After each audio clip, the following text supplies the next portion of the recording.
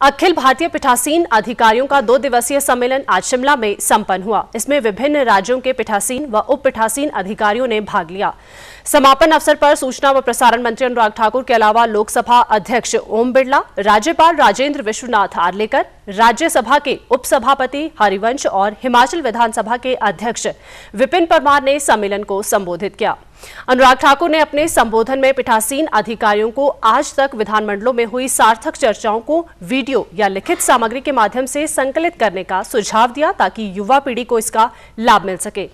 अनुराग ठाकुर ने कहा कि इस कार्य में तकनीक का इस्तेमाल किया जा सकता है और इसमें स्कूलों, कॉलेजों और विश्वविद्यालय के विद्यार्थियों का सहयोग भी लिया जा सकता है। अनुराग ठाकुर ने कहा कि इससे युवा पीढ़ी को काफी लाभ मिलेगा। जो लोकतंत्र में पिछले 100 वर्षों में हमने किया है, जो क्वालिटी डिबेट्स, क्वालिटी कानून बनाए हैं, उनको पिरोने का काम भी करें और परोसने का काम भी करें। टेक्नोलॉजी अवेलेबल है, जन जन तक हम पहुंच सकते हैं।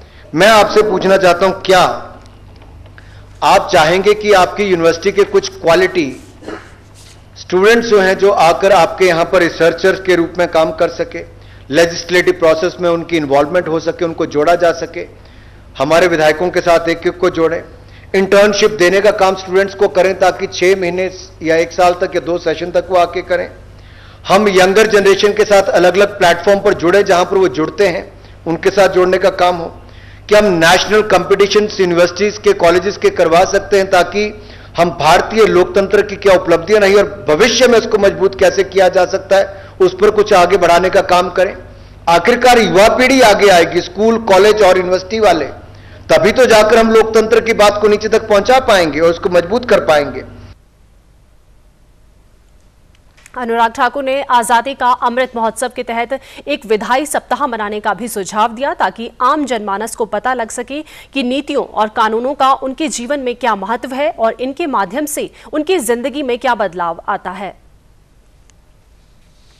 कई बार आम आदमी को लगता है कि हमें आपसे लेना देना क्या है, आप जो हाउस में डिबेट करते हो उससे क्या है, लेकिन शायद उनको पता नहीं है कानून बनने से आपके जीवन में कितना बड़ा बदलाव आ सकता है। सूचना व प्रसारण मंत्री ने कहा कि नए कानून बनाते समय हमें विशेषज्ञों की भागीदारी भी सुनिश्चित करनी चाहिए और इसके लिए अनुसंधान प्रक्रिया को मजबूत करने की जरूरत है। क्या हम कोई 75 ऐसे टॉपिक चुन सकते हैं जिन पर खुलकर चर्चा हो, कमेटी मीटिंग्स में हो, विधानसभा के अंदर हो, लोकसभा के अंदर हो, जो भारत को आने वाली पीढ़ियों के लिए हम ऐसे कानून बनाकर दें जो आज के लिए और आने वाले समय के लिए बहुत महत्वपूर्ण है। चाहे वो सस्टेनेबल डेवलपमेंट गोल्स की हम बात करें, उस पर आधारित हो सकता है, उसके बाहर पे भी देखा जा सकता है।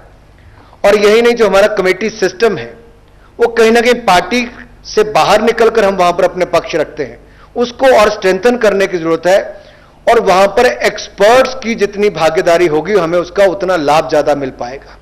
जितने एक्सपर्ट व्यूज होंगे, मैं दुनिया के 40-50 देशों में शायद गया हूं और हर जगह जाकर देखता था, वहां पे एक रिसर्च सिस्टम बहुत ज्यादा होता है, उनके विधायक के साथ भी तो उनके सांसद के साथ भी।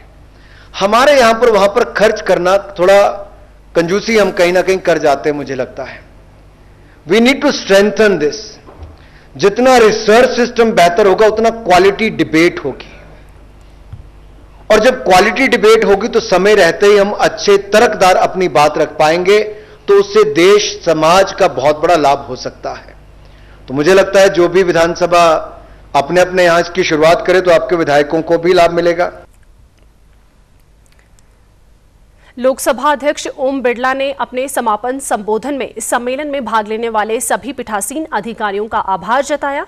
उन्होंने संसदीय समितियों को प्रभावी बनाने पर बल दिया।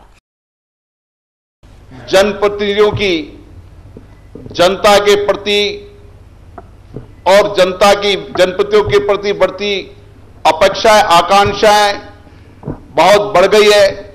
इस समय हमें इसको पूरा करने के लिए एक निर्णायक फैसला करना होगा और इसीलिए इन सदनों के माध्यम से जनप्रतिनिधि अपनी बात को रखते हैं, सरकार की जवाबदेही तय करते हैं, प्रशासन में पारदर्शिता लाते हैं और इन्हीं विधानमंडलों के साथ मिलकर वह लोगों की जिंदगियों को बेहतर बनने का काम करते हैं।